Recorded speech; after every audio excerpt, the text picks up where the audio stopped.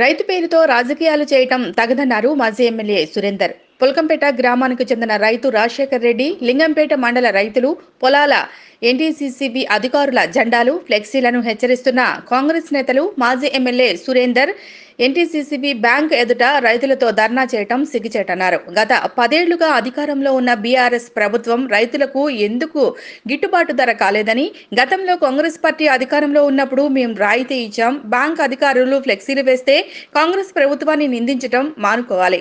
10 ఏళ్లుగా రుణమాఫీ బీఆర్ఎస్ ఎందుకు చేయలేదు? కాంగ్రెస్ అధికారంలోకి వచ్చి 6 నెలలే అయింది. ఆగస్టు 15, 2024 లోపు రుణమాఫీ చేస్తామని సీఎం రేవంత్ రెడ్డి ప్రకటించారు. రైతుల పట్ల మాకు పూర్త చిత్తశుద్ధి ఉంది. ఎల్టీ రుణాలు పొందిన రైతులకు మీరు 10 ఏళ్లలో ఒక రైతు కూడా రాయితీ ఇవ్వలేదు. సురేందర్ ఎందుకు కాదు? కాంగ్రెస్ ప్రభుత్వం పరువు తీసేలా బ్యాంకు ముందు మాజీ ఎమ్మెల్యే నిరసనకు దిగారు. బ్యాంక్ అధికారులు తమ పని చేశారని, కాంగ్రెస్ పార్టీకి ఎలాంటి సంబంధం లేదన్నారు. రైతుల పేరుతో రాజకీయాలు చేయటం మానుకోవాలని కాంగ్రెస్ పార్టీ తరపున హెచ్చరిస్తున్నామన్నారు. వాస్తవాలు తెలుసుకోకుండా కాంగ్రెస్ పార్టీని నిందించడం సరికాదన్నారు. ఇలాంటి ఘటనలు పునరావృతమైతే కాంగ్రెస్ పార్టీ నేతలు కఠిన చర్యలు తీసుకోవాల్సి వస్తుందన్నారు. తస్మాత్ జాగ్రత్త మాజీ ఎమ్మెల్యే సురేందర్. కాంగ్రెస్ ప్రభుత్వం రైతులకు ఎల్లవేళలా అండగా ఉంటోందని, కాంగ్రెస్ ప్రభుత్వం రైతు ప్రభుత్వం అన్నారు.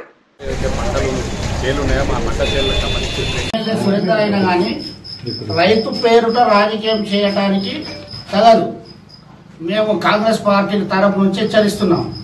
ఎందుకంటే నువ్వు గత 10 సంవత్సరాలు టీఆర్ఎస్ ప్రభుత్వం పాలన చేసింది. ఎల్టీ లోన్లు కానీ ఏదైనా బ్యాంకు లోన్లు ఇచ్చింది టీఆర్ఎస్ ప్రభుత్వం. మాఫీ చేయకుండా ఏం చేశారు? 10 సంవత్సరాలు ఒక రివీడ్ కూడా ఇవ్వాలి.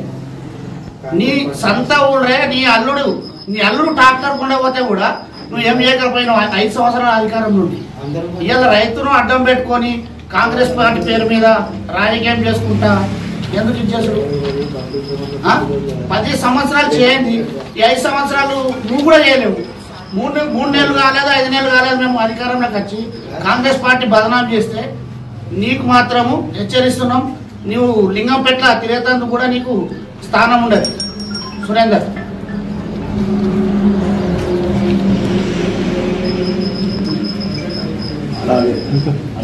అలాగే మందికి రుణమాఫీ, ఆ రుణమాఫీలో 300 మందికి రుణమాఫీ ఇవ్వడం జరిగింది టీఆర్ఎస్ ప్రభుత్వం. 1000 మందికి రుణమాఫీ ఇవ్వాలి.